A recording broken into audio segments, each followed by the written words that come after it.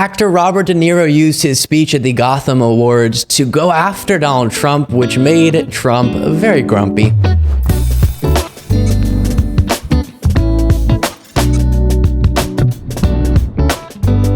Well, this is super interesting. Last night, Robert De Niro appeared at the 2023 Gotham Awards, where he was receiving the Gotham Historical Icon and Creator Tribute Award for Martin Scorsese's Killers of the Flower Moon.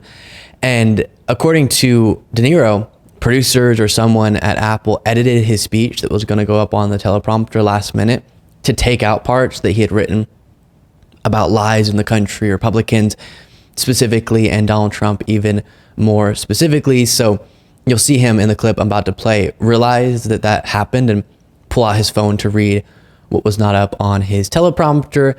And he doesn't hold any punches. Very fascinating. Then later in the segment, I'll show you Trump's unhinged response to this moment. The beginning of my speech was edited, cut out. I didn't know about it. And I want to read it.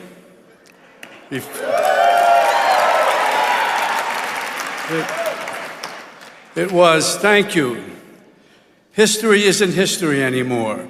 Truth is not truth. Even facts are being replaced by alternative facts and driven by conspiracy theories and ugliness. In Florida, young students are taught that slaves developed skills which could be applied for their personal benefit. The entertainment industry isn't immune to this festering disease. The Duke John Wayne famously said of Native Americans, "I don't feel we did wrong in taking this great country away from them. There were great numbers of people who needed new land, and the Indians were selfishly trying to keep it for themselves." Lying has become just another tool in the charlatan's arsenal. The former president lied to us more than 30,000 times during his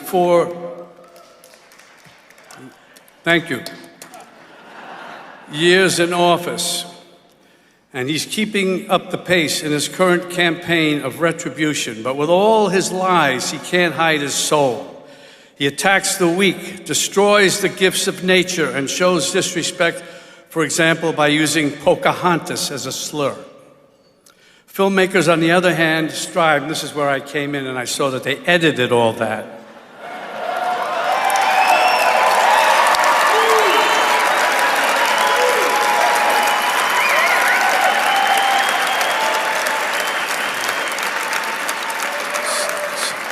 So I'm going to say these things, but to Apple and thank them and all that, Gotham, blah, blah, blah, Apple, but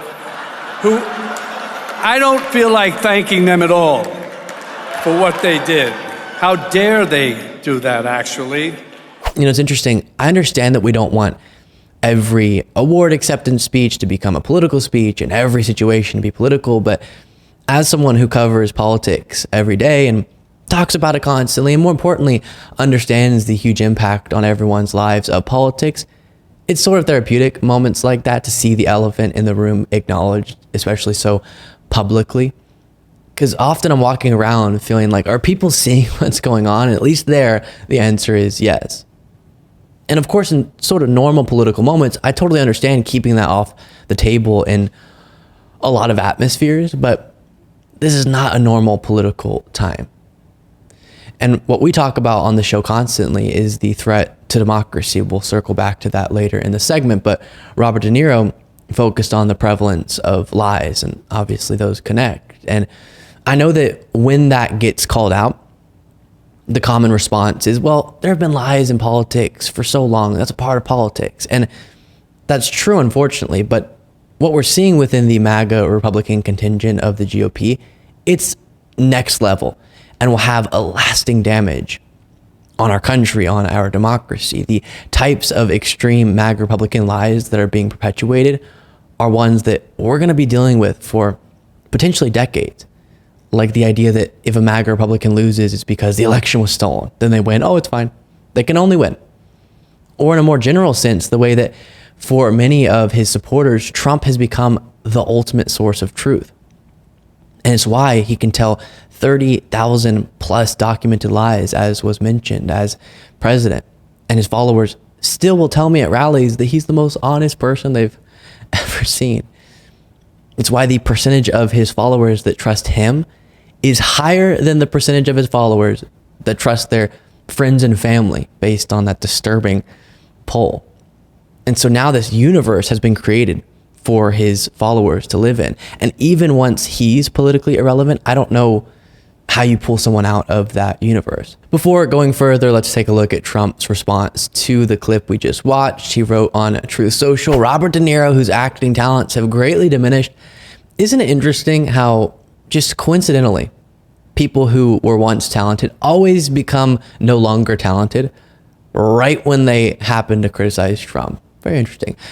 With his reputation now shot, must even use a teleprompter for his foul and disgusting language. So disrespectful to our country, because criticizing me is disrespectful to our country. He has become unwatchable, both in movies and with the fools that destroy the Academy Awards, bringing them from one of the top shows in the country to a low-rated afterthought. De Niro should focus on his life, which is a mess, rather than the lives of others. He has become a total loser as the world watches, waits, and laughs. Then this morning, that was yesterday evening, this morning, he was still upset about it and ranting. He used a derogatory term to insult De Niro's height, I guess, and called him an animal, but I'm not going to show that one. And I honestly am bad at predicting what will really upset Trump and what won't. Like, clearly that really got under his skin.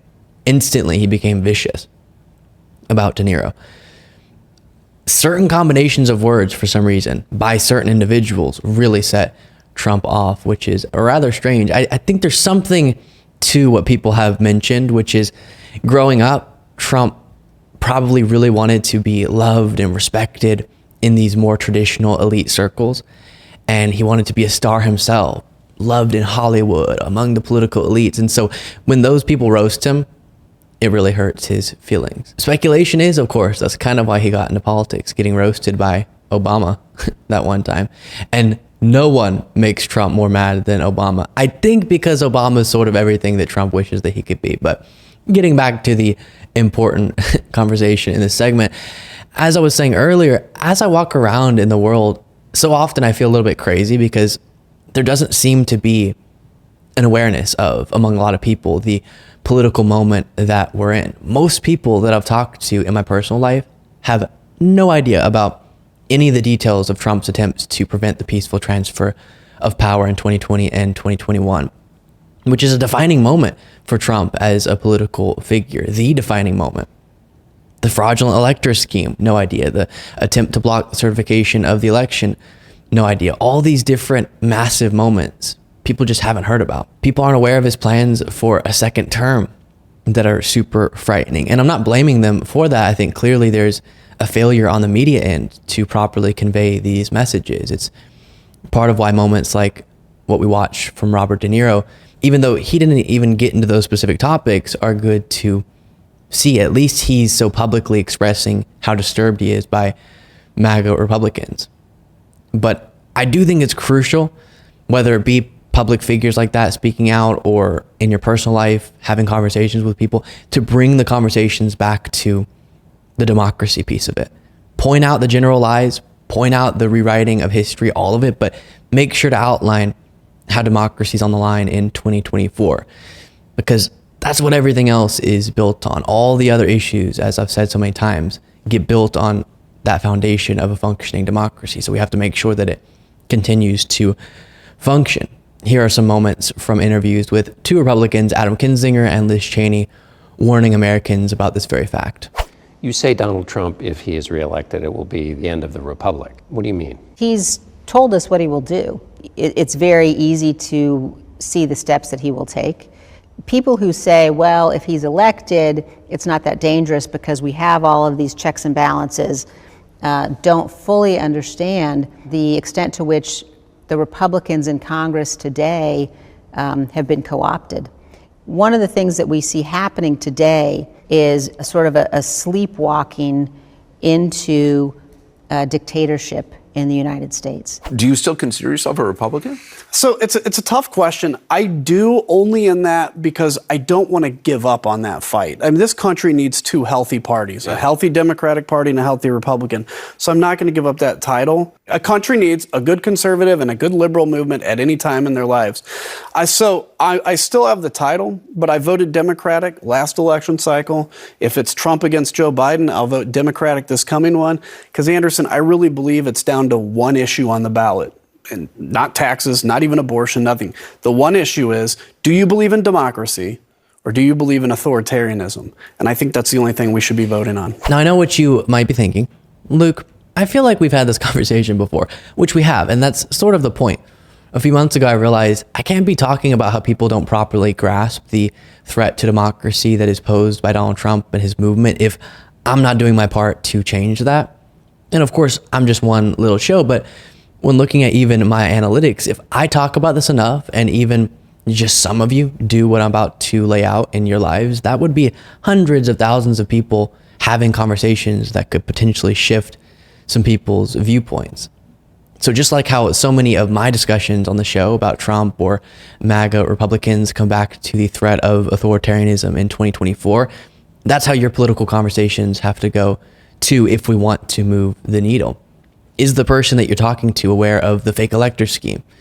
Trump and his allies didn't want to leave office after losing, so they got people who weren't the lawful electors to sign fraudulent forms. They attempted to pass those off as the official ones, then pressured Pence to acknowledge those as the lawful electors instead of the actual ones and just declare Trump the winner of the election.